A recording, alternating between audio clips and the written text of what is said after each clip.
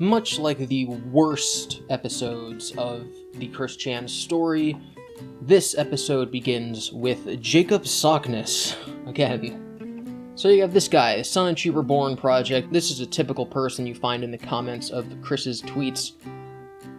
And they say, Sonichu can only swap back when the merge happens, as nonsensical as that is. That's actually not true. Sonichu and Chris are going to swap their bodies back once Chris finds all of the power cubes, so that he can go back in time and make COVID not happen in our dimension so that he can go to BabsCon. Jacob decides to jump in, because it's something he feels the need to do. It'll take years for me to make my dark merge for her. To ask Azeron, otherwise we could meet up and get the original month-long spell done in a month. What? Instead, Mimi destroying the world and Azeron telling her to buzz off. He's obviously drunk. You can always tell that he's drunk when he has the words badly like that. Promise I'm not drunk. Reborn then says, you don't have the power to start any sort of merge, because it's not going to happen. And even if it did, that would be a massive genocide of multiple realities. It would create a black hole destroying the multiverse. I don't think that's how that works. That's really not how that works. This guy has no idea what he's talking about. Jacob says that he knows, but I can summon demons. Yes, it will blow up reality. Breaking reality is impossible, even for CERN. Reality can't break, but he said it will blow it up, but that it can't break? What?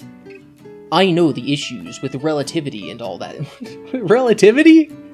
Getting Sonichu back into a humanoid is my plan, and here's him summoning a demon. This looks enough like a person. Even just squinting at it, you can kind of see artifacting around it. Actually, this shadow, at first I thought maybe he traced he slapped a 3D render into this picture, but this black shadow around it makes it look like this is a 2D image that he cut out and just pasted into this picture. And that this poor lighting overlay is an overlay that he put over the entire image.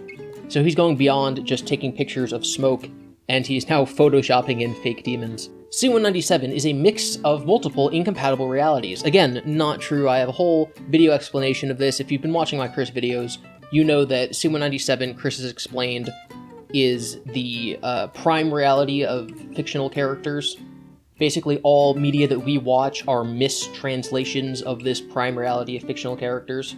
So no, it's not mixed of multiple incompatible realities, it's just we haven't properly seen it and only Chris can properly see it. This will surely cause a quantum overload. It doesn't make any sense. It's not what the word quantum means. I don't even know what he's trying to say, and it's definitely not what the word quantum means. Therefore, breaking multiple and giving it the power to do the same with other realities. No, it won't work. They don't want to merge because they know it'll cut their power to size here.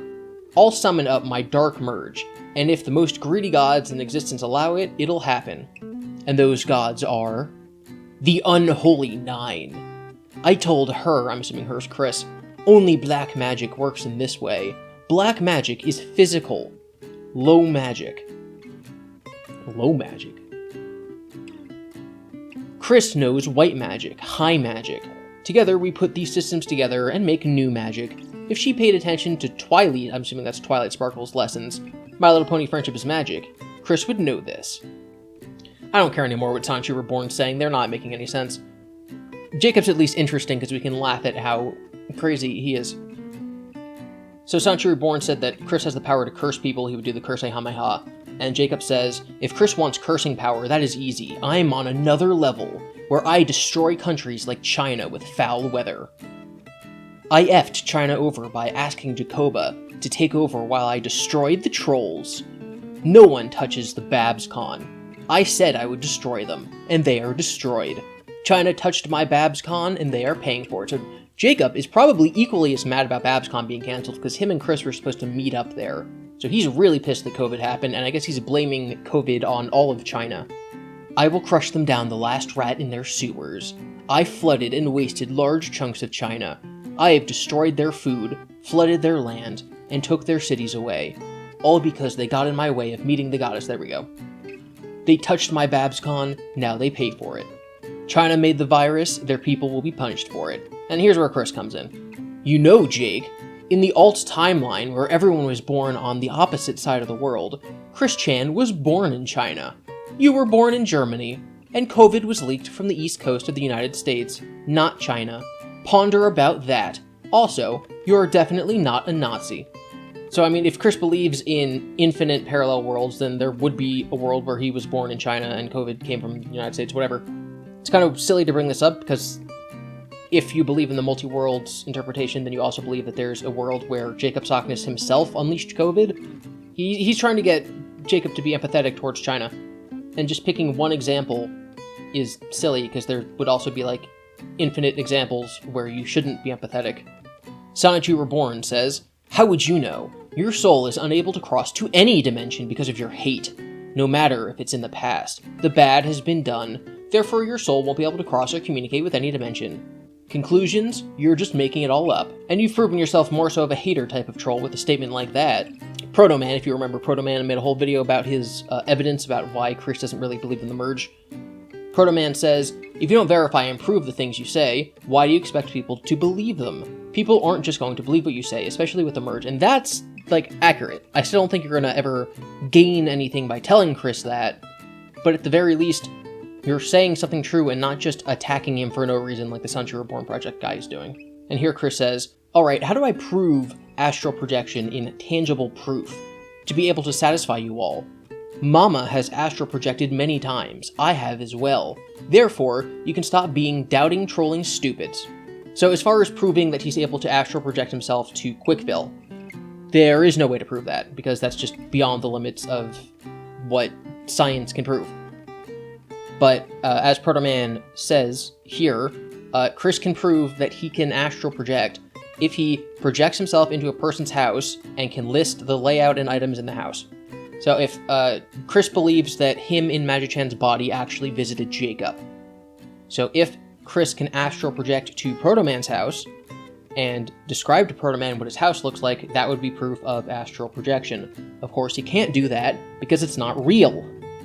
And of course, Chris just stops answering. Jacob decides to keep poking the bear, and at 6 a.m. says, "Mishiro." This is Mishiro talking. "Chris, I can help you both if you meet up with Jacob. If not, I will withdraw power. I will withdraw power the both my covens. I will assume I shall withdraw my power since she rejected the blood oaths." So, Jacob convinced Chris that Mishiro exists, Mishiro's a god, Mishiro's now saying that if Chris and Jacob don't meet, then he's gonna withdraw his power from the merge and the merge won't happen. And Chris says, "Mishiro is already helping us. Whatever you're saying on his behalf with that, you and Mama are both needed, is relatively false. We have all the deities on our side and allyship. I'm zapping it up in Quickbill right now. Gonna go play Pokemon Go Fest 2020 in Quickbill in C197. So I'm glad that Chris isn't falling for this. It's pathetic that Jacob is literally just throwing anything at the wall that he can to get himself to meet up with Chris. And I'm very happy that Chris is not falling for it. Here's like 3 more quotes from Mishiro in a row. He's just not giving up. "I've stopped helping you a week ago. I'm not coming back to your side until you meet Jacob." So he's just mad. He just can't get his way. It's been like a year, and he hopefully will never get his way. Now, I'm not saying that Chris and Jacob will never meet in person, because if Babcons happen, that maybe they will, because that was Chris's plan. But at the very least, Chris is gonna never fall for his BS. And this person drew themselves choking a fake Magic-chan. And Chris says, "Fortunately, the number of these fake ones are very low, at least around us. They dare not come near this body and the temple anymore." Chris now calls his house, or maybe just his bedroom, a temple. "How heavily psychic and light power guarded are we? Massively." That's barely English. That sounds like the people who translate movies into Chinese and then back to English again. "How heavily psychic and light power guarded are we? Massively." Chris caught a Gardevoir. Chris likes Gex. Here's a picture of Chris with his husband Mewtwo.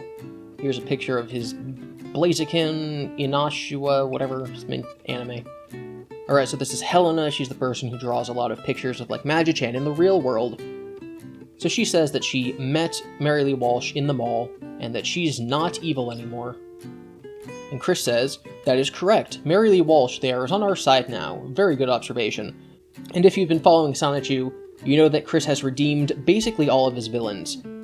Unfortunately, watching a lot of Friendship is Magic has taught Chris that villains can all be redeemed, and that there are no truly evil people. And that's basically why he won't give up on Jacob. That's why he just thinks that he shouldn't shut bad people out of his life. It's kind of bad for his mental health. It's a good lesson for a child to learn that people can change, but it's not a good lesson for Chris to learn because he's in real danger. So this guy drew some Sonichu fan art, and Chris is saying, very awesome improvement on your skill. He's doing good. And this person says, I drew Sonichu too, in my headcanon. He loves shooting rabbits, because he's a hunter. Bass Pro Shop. And Chris says, only in that distant alternative dimension and timeline that your headcanon accesses. So again, anything anyone says about Sonichu is true in one dimension, but Chris is saying that it's very alternate and not real. Wait, so you're telling me he doesn't like blasting rabbits? Yes, I, Sonichu Prime, do not like shooting rabbits. Because Chris still thinks he's Sonichu, even though it's August now. On the topic of not killing animals, Chris says, just tried the veggie dogs from the Frank truck. A previous Friday. The previous Friday? Or just on a Friday in the past, and he's just now tweeting it? I don't understand. Oh, he's saying, on a previous Friday, I had their Vienna meat dogs. He has the worst grammar, I don't understand. Good meat, above standard. Veggie meat was better, kinda tasted like bologna. I would still recommend their gourmet chili dogs when they come by the Ruckersville sign every Friday. So he's reviewing a hot dog. This is what Twitter was made for. None of this politics stuff. But is a hot dog a sandwich? Jacob, delusional, says, if she was with me, she'd be rating my duck ramen, oxtail ramen, and honey roast duck and other yummy culinary experiments that have gone well. She would be eating very well here. I can make some great dishes here when I really want to. Working on Thanksgiving for them. Seems a lot of duck-based thing. So I guess that means that Sonichu likes chili dogs, just like normal Sonic. So recently in Pokemon Go, they've released Deoxys normal form raids, and Chris got a shiny, which is insane. Which, I mean, he obviously plays Pokemon Go a lot, but I also think that he just drives around in his van instead of actually walking. This cool lad said, finally finished this one for Redemption 4 Quick. Corona-chan and the gang are burning down Quickville for the lols. I also drew Chris-chan as an older girlfriend-free boy. So you have Corona-chan and their buddies destroying Quickville. Quickville's for virgins, Quickville Shopping Center. And this is apparently an older male Chris. And Chris says that this only happens in a very distant alt timeline and dimension, not even touching this one at all. Your drawing is not cool. Because again, he thinks that this is real. He's crazy. No. Do you like this? No, I do not like this. No. And Chris's most recent post, as of a couple hours ago, is that he is participating in the Magikarp Community Day for August in Pokemon Go. But this is not the only thing that Chris has posted this week. For that, we need to jump over to the Quickie. So this video has been posted on YouTube by user Sonichu. It's their only video, and it's an archive of a video that Chris just posted. This is his last will and testament in case he dies. So let's watch that now. This video was uploaded to Chris's Google Drive on August 6th, 2020. Someone close to him or in his Discord server or something, I don't know, they were able to leak it to the Quickie. So before we go on, I'm going to have to mention Kai, or Kevin. Kai lives near Chris's house, and the two play Dungeons & Dragons together. It's actually Kai that Chris wrote the description about the dimensional merge to. At first, Kai just acted like Chris's friend, but since then he started borrowing money from Chris, and I don't think that he's giving it back. He also got Chris hooked on Raid Shadow Legends, so Chris is now spending more of his money on this game, which is obviously not a good thing. So let's get started. Note that Chris is still pretending to be Sonichu. Hello, this is Sonichu in the body of Mama Christine Weston Chandler Sonichu. Okay, Chris Chan Sonichu. Anyway, I'm recording this as a video with my wife Rosie Rose standing next to me for in the event anything happens to me and this one body that belongs to Mama Christian, anything happens, including a very likely just vanish from this dimension, this body in me, and this house gets left behind, and anything else that happens to transpire in this timeline before the timeline changes. Even though Chris is talking in the first person, he's obviously talking as Chris, not Sonichu. He's talking about the death of his body. Now, he doesn't say death, he says he's going to disappear and appear in Quickville and leave this dimension behind.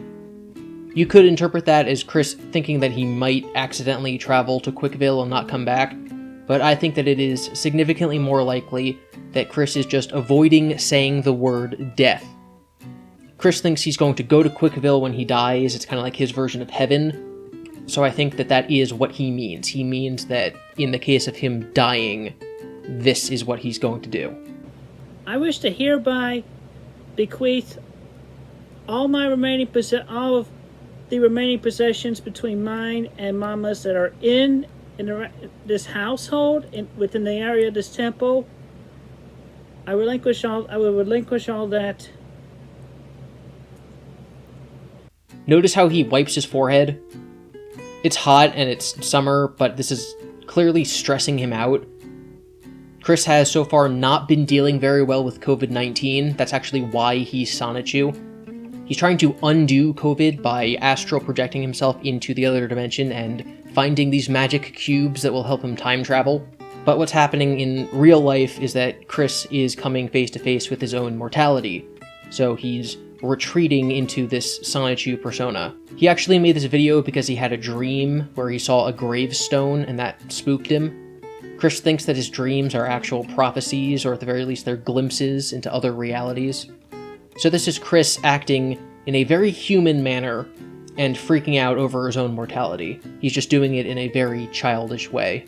I will relinquish all that to Megan, Kathleen, Ringo. So Chris is leaving all of his stuff to MKR, that's one of the White Knights. I don't find that very surprising. Chris has very few actual friends, and of all of them, MKR is, at the very least as far as we the public can tell, probably his closest one is the one he talks to the most on Twitter. He also begins to talk about how someone will have to take care of his house and mother when he's gone, but he can't seem to finish that thought.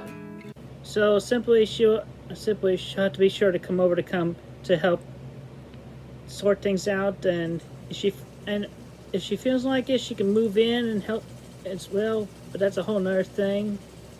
Obviously he trusts MKR. I don't think that this is like a plot by her to steal his Transformers toys or anything. It's also not legally binding, so I think that Chris is just doing this of his own volition. But I would also like to help out around the house, who lives here in the state of Virginia. One, Kevin, who lives in... I'd like him to... Barbara, you're going to let him move in. You're going to let him move in. You're going to help you with any remaining things and artifacts within this house. So Chris thinks that Kevin, or Kai, is the best person to take care of his house and mother. From what I can tell, the White Knights don't like Kai because he's taking money from Chris. But that fact seems to be lost on Chris, and in his fantasy, Kai and MKR are going to take care of his mother when he's gone. Will definitely work out, because you know me. I'm going into C197, our alternate dimension, and I'm going to end up powering up this body, unlocking all of its alternate forms and everything. You know me, I'm a little bit... This brain is so disorganized. So body language is not exactly syncing up at times. So Chris starts talking about how he's going to go to C197 and get super powerful. And that's really just his way of dealing with death. But because he just totally freezes, and it looks to me like he just had a thought that he doesn't want to deal with, so he just hits himself in the head to make it stop. I don't think that he lost his train of thought. I think that he's trying to bottle up emotions and his fear of death. I leave y'all with that. And the attorney who will handle the case and all that, and helping them at all, or anybody else helping them get situated with the situation and all that. So, thank you. It goes without saying that this video isn't legally binding, but it's really just an insight into Chris's childlike mentality. We're hitting the midlife crisis saga. I want to reiterate something I said in my last update video. I don't think that Chris is going to stop being Sonichu until after COVID stops being in the news. But I would not be surprised if more things like this come out in the near future. All the troubles going on in the world are not good for Chris's health, and I can see him going further and further down into his delusion because of it, which is really unfortunate. If there was ever a chance of helping Chris, I think that that chance is significantly slimmer now. Thank you for watching. Please continue watching my Chris Chan weekly updates. Thank you to my patrons. You can follow me on Twitter at GiBi_Devin. Very soon I will start streaming. I'm probably going to do that on YouTube, but I might also do it on Twitch. Haven't decided yet. I'll let you guys know about that on Twitter and probably the community tab on my YouTube channel.